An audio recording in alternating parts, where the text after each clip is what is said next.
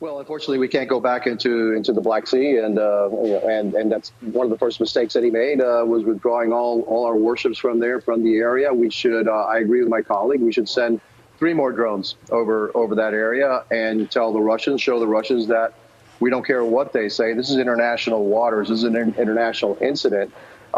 We can fly there anytime that we want, and we should go back and show that this does not deter us and what we want to do in that area, the intelligence that we want to gather. And so, that should be the response. Environmentally, to even talk about the environment at a time like this is ridiculous. And it shows you where the Biden administration is. We need to increase our defense spending. We have more challenges coming from Russia and definitely from China.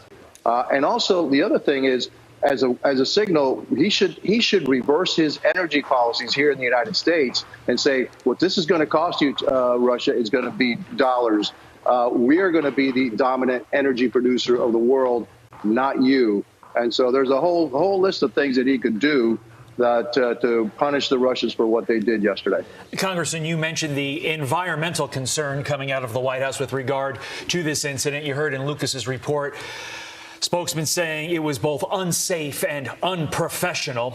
Are you worried that Biden, with weak language and weak responses like that, is allowing this slippery slope, and that the next provocation is going to be ramped up and be much, much more significant? Look, Biden could be the Chamberlain of our day. And if you don't know who Chamberlain was the guy that had, this is peace in our time with Hitler as he was dealing with Hitler. And that led to World War II. And so when you're weak, you invite trouble. When you're strong, you invite peace. And so this president has shown time and time again throughout his political career that he's completely weak when it comes to foreign affairs. He will placate and try to negotiate with people that you can't really negotiate with. You have to show strength, and that's the one way that you can attain peace, through strength. Never negotiate with bullies, and that's what Putin is. That Chamberlain reference that you made, I feel like I've been thinking it for a couple of years now, and it is growing more and more prescient by the day, and that's frightening, Congressman. Ash. But now you're joining us from the U.S.-Mexico border as the House Homeland Security is set to hold a field hearing on the border crisis later this morning. But, Congressman, apparently there's no Democrats in that committee that are showing up. Why do you think that is? Because what we're going to find out is completely embarrassing to this administration and completely embarrassing to the Democrat Party. We've lost complete control of this border. We have millions of aliens coming through, flooding through, millions that are being apprehended but then released in the United States, millions that just get in without being apprehended. Second to that, and probably more importantly, we have tons and tons of drugs, fentanyl, coming in through the southern border, killing tens of thousands of Americans every single year. Basically an act of war by the Mexican international cartels. Drugs that the raw products are actually come from China, go through Mexico, get manufactured, and then it floods into the United States. And by the way, I looked at some figures on overdoses. Americans are dying at a rate 30 times more than Mexicans. And this stuff is being produced in Mexico. So what's really going on here? And no wonder that the Mexican president is going bananas and threatening the Republican Party, because he's doing nothing to protect America. I guess we're going to have to take matters into our own hands.